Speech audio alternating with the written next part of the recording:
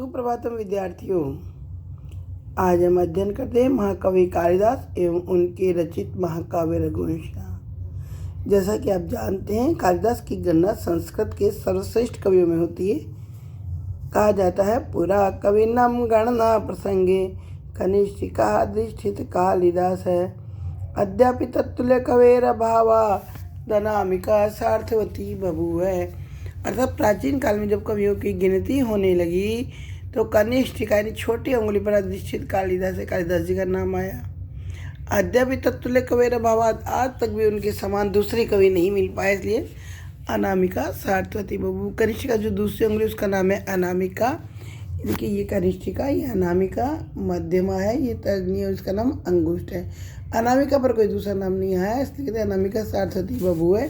कालिदास के समतुल्य कोई कवि हो ही नहीं पाए। कालिदास की 7 रचनाएं मुख्य हैं। उसमें देखिए सर्वप्रसिद्ध नाटक है अभिज्ञान शाकुंतलम, इसके अलावा दूसरा विक्रम और वर्षीयम नाटक, तीसरा है मालविका अग्निमित्रम। इसके 2 महाकाव्य इनकी प्रसिद्ध है। पहला रघुवंश जो आपके पाठ्यक्रम में प्रथम सर्ग है, दूसरा कुमार संभव महाकाव्य। इसके अतिरिक्त 2 गीतिका इन्होंने लिखे, एक ऋतु संहार और दूसरा मेघदूत इन्होंने लिखा है। जैसा कि आपके पाठ्यक्रम में रघुवंश है, मैं बताना चाहूँगी कि रघुवंश में भगवान राम के वंश का वर्णन किया गया है। और जो प्रथम सर्ग है उसमें सर्वप्रथम कालिदास जी ने मंगलाचरण किया है। मंगलाचरण उसका इस प्रकार है, वागर्था विभूषम प्रक्तो वागर्थ प्रतिपत्तये जगत पितृ वंदे पार्वती परमेश्वरौ। इससे सिद्ध होता है कि महाकवि कालिदास शिव थे, वो शिव भक्त रहे हैं। प्रसंग, ये श्लोक महाकवि कालिदास की सुप्रसिद्ध महाकाव्य रघुवंश के प्रथम सर्ग से उद्धृत है। इस काव्य में इक्ष्वाकु वंशी राजाओं का विवरण है। इस इक्ष्वाकु वंश या रघुवंश का प्रारंभ भगवान सूर्य से होने के कारण इस कुल के नपति सूर्यवंशी भी कहलाते हैं। इसी वंश में दिलीप नाम का एक राजा हुआ था जो शूरवीर व बुद्धिमान होने के साथ प्रजावत्सल भी था। यदि उसके कोई अभाव था तो वह था संतान का। इस दुख को दूर करने के लिए वह एक बार अपनी महारानी सुदक्षिणा के साथ अपने कुलगुरु महर्षि वशिष्ठ के आश्रम पर गया और उसने गुरुजी से अपना कष्ट कहा। गुरुजी ने अपने तप के प्रभाव के कारण जानकर कहा कि तुमने किसी समय कामधेनु का अपमान किया था, अतः उसने रुष्ट होकर तुम्हें श्राप दिया है।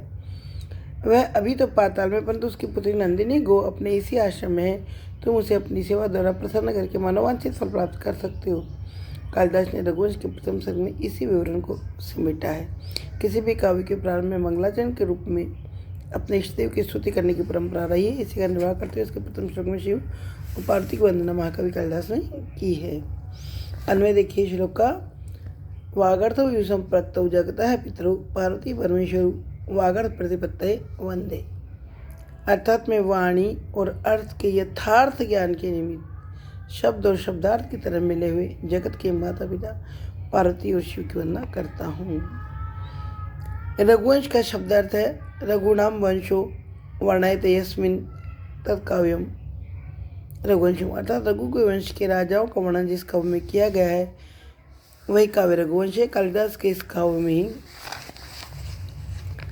दाशरथी राम के पूर्वजों तथा वंशजों अर्थात राजा दिलीप से लेकर अग्निवर्ण तक के राजाओं का विवरण विद्यमान है। परमेश्वर का अर्थ है जिसमें उत्कृष्ट शक्ति विद्यमान हो।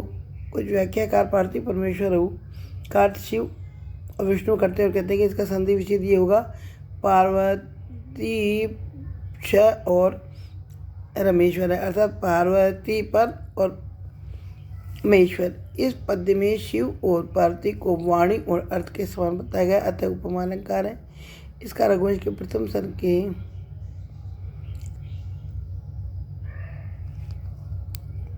अंतिम श्लोक को छोड़कर सभी शेष श्लोकों में अनुष्टुप छंद है। ये संस्कृत का सबसे छोटा छंद है। इसके चारों चरणों में कुल 32 अक्षर होते हैं, अर्थात प्रत्येक चरण में 8 अक्षर। इस अनुष्टुप को पद्य भी कहते हैं। इसका लक्षण है पंचमम लघु सर्वत्र सप्तमम द्विचतुर्थयो षष्ठम गुरु विजानीयात एतत् पद्य लक्षणम। अर्थात प्रत्येक चरण का छठा अक्षर गुरु होता है और 5वां लघु होता है। पहले और तीसरे चरण में 7वां दीर्घ अन्यत्र छोटा होता है, ये इसका लक्षण है।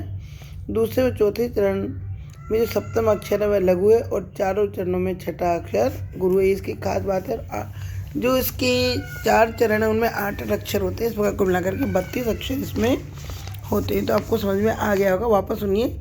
वागर्थाविव संपृक्तो, वाणी और अर्थ की तरह जो आपस में मिले हुए हैं। वागर्थ प्रतिपत्ति, शब्द का अर्थ जानने के लिए, वाणी के अर्थ को समझने के लिए जगत पितरों, इस संसार के जो माता पिता है, पितरों माता पिता, उनकी मैं वंदे वंदना करता हूँ। कौन है मेरा? पार्वती परमेश्वर, पार्वती माँ गौरा और परमेश्वर भगवान शिव। तो उनकी वंदना इन्होंने की है। उसके बाद कह तो दिया, लेकिन फिर कहते मैं सूर्यवंश का वर्णन तो करने लगा हूँ, लेकिन मेरी स्थिति क्या है?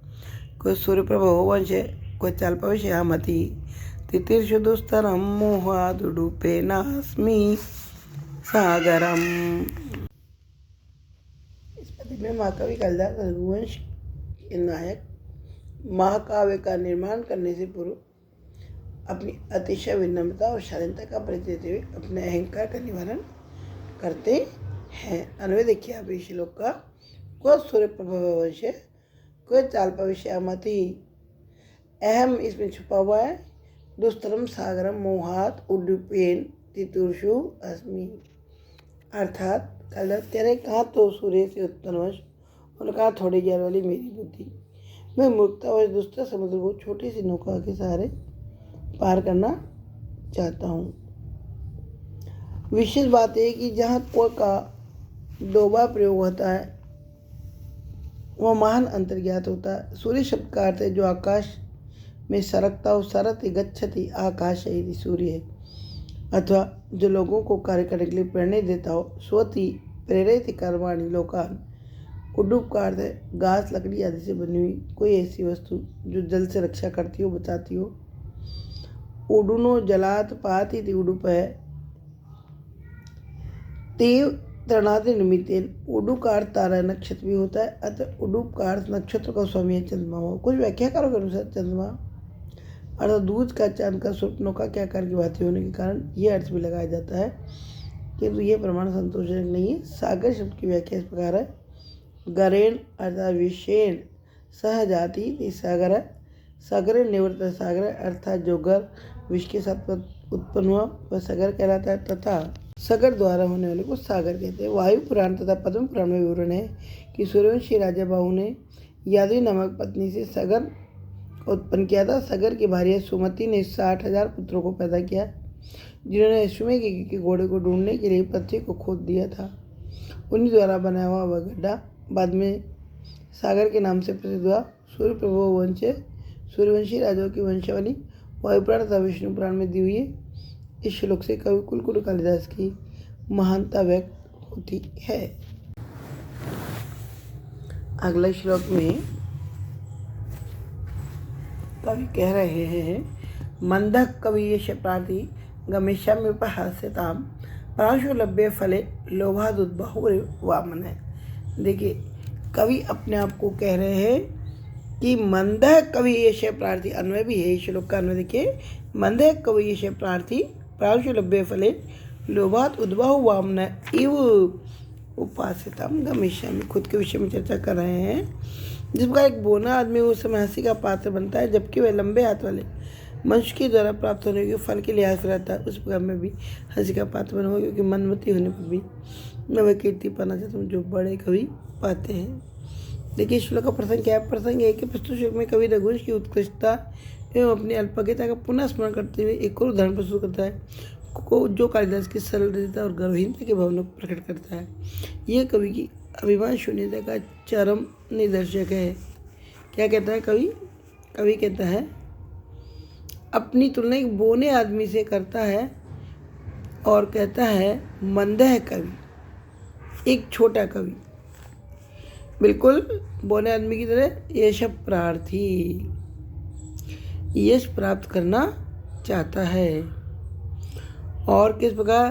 प्रांशुलभ्य फले लोभात, जो बहुत ही ऊंचा लगा हुआ फल है जो उन्नत पुरुष द्वारा प्राप्त किया जा सकता है, उस फल को लोभात उद्भव, लोभ के कारण ऊंचे हाथ करके वामन व्यक्ति प्राप्त करना चाहता है। ये उपास्यम, जिस प्रकार उसकी हंसी उठती है उसी प्रकार मैं भी सूर्य वंश का वर्णन करना चाहता हूँ, तो कहीं मेरी भी हंसी उसी प्रकार न उड़े, लेकिन फिर भी कर रहा है ये। देखिए, कवि यश प्रार्थिकाशय कवियों की प्रसिद्धि को प्राप्त करने वाला, यह उन